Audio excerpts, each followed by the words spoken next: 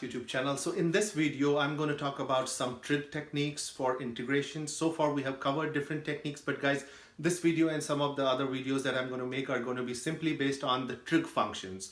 Okay, so trig functions, as we all know, are very important functions, and there's a lot of like formulas and identities associated with the trig functions. So guys, if you remember them, that is great. But if you don't remember, no big deal. Just grab like a formula sheet or print a formula sheet from the internet, or you will probably find all these formulas on your calculus textbook. I mean, the textbook that I use for calculus, they have all the formulas for everything, derivatives and integrals, and also the trig functions and even other basic properties of algebra as well. So guys, trying to actually evaluate a trig function is more like, again, it comes with experience, and then one has to have the formulas handy. And then the other thing that one has to use here is the method of substitution, and that is something that we have. I mean, if you have been watching my videos, we have covered a lot of examples for the method of substitution. So in this case, we use the method of substitution, but we have to like also what I like to call as like, there has to be like a clever substitution. You have to like make sure that you choose the right function as in substitution, and then you go from there. Guys, you already know for substitution, when we actually did substitution in a regular sense, we usually start with those functions that have an exponent or that are like a little more complex than the other one. So in this case, those rules are still going to stay, but we also have to be a little bit clever and see like which would be the right function to start with, and then take it from there. Okay, so guys, keep in mind it comes with experience. So look at these examples, just check them out and make some notes, and then you can apply those processes and those things to other problems when you do them on your own. Okay, so I'm going to show you examples, but guys, for this section, as I find it in the textbook that I use and other textbooks as well, we're talking about functions that look of this type. Like there's a product of sine and cosine, which have powers as well. So it does not only have to be sine and cosine, it could be any other trig function. It could be secant and tangent, or cosecant or secant, or whatever. Like it could be product of any two. Okay, so basically we're talking about stuff like this.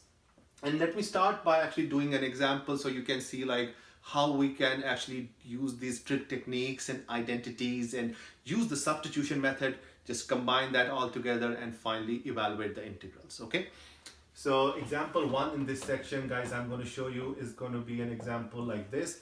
I have a cosine to the power 4x and then times sine x dx. Okay, guys, I always like to start with something simple. I mean, this is not very simple, but it's still basic if you compare it with any other problems in this section. So I will start with this one.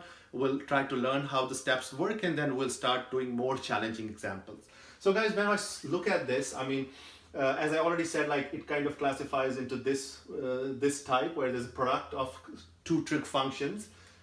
Again, if we try using the integration by parts method, that is not going to work here. Okay, so you can try and see why that does not work. That is something that you should think about.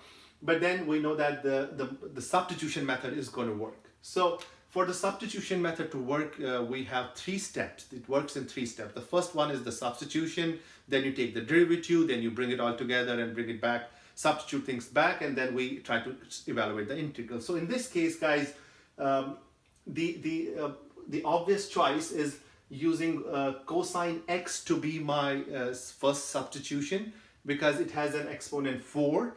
And then the other thing is like, that is going to actually, by using that as my first initial substitution, that is going to actually condense this and make it simpler for us to evaluate the integral. And that is what I like to call as the clever substitution. Okay, so if I try starting with the sine x as my u or as my substitution, that is going to make this function or this whole integral more complicated. We don't want to make it complicated. The whole idea of substitution is to make a bigger complex function condensed into a simpler one that we can easily integrate. Okay, so let us follow the steps carefully. Step number 1 will be, I'll start the substitution u equals to cosine x.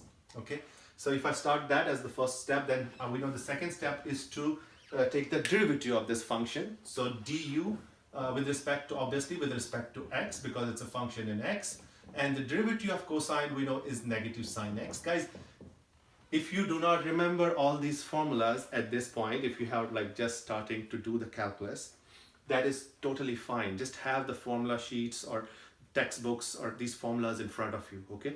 So you don't waste any time in like trying to think and finding the formulas. You should have all of those in front of you, okay? From here, guys, we have to solve for dx. So solving for dx, we have to cross multiply. So it will be negative du over sine x, right?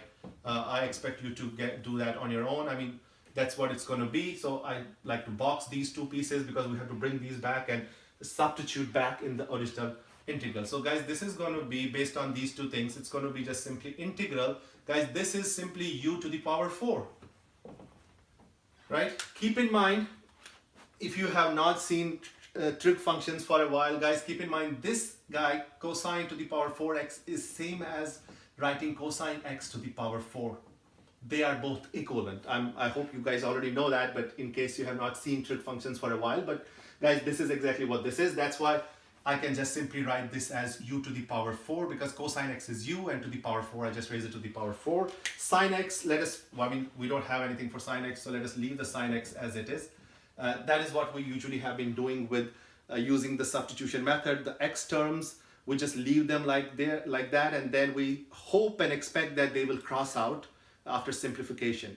Once in a while they may not cross out. If they don't cross out, then you know how the technique works. We have to go back to number 1 and try to like substitute from there. Guys, I have already done those examples. You can go back and watch my substitution videos for that. For here, it's going to work out, so that's why we're going to leave that sine x here, then times, then dx. Guys, this dx is negative du over sine x, so we got to rewrite that, negative du over sine x. So the whole idea of substitution or the method of substitution is that you start with a substitution, like a different variable, and then you transform this function into a different function with a different variable, okay? So this sine x crosses out, so it is simply integral of, well, this negative, we can already take it outside, right?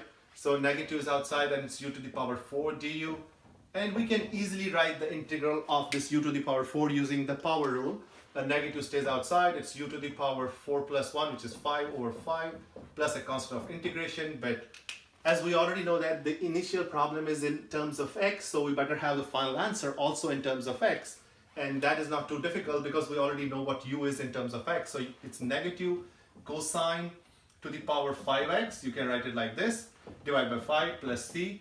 This is totally fine, and if you want to write it in a slightly different way, you can also write it like this, cosine x to the power 5 divided by 5 plus c. Guys, they are both equivalent, they are both correct, but usually if you are like trying to check the answer somewhere, usually people don't like to write it this way, they usually like to write it in this manner, okay? So, I mean, it's up to you which way you want to write.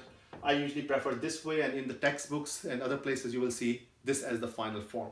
So guys, this is the first example for using the trig techniques.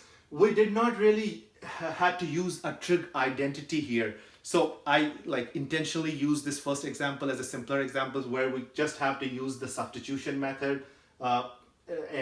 Just substitution method to kind of integrate.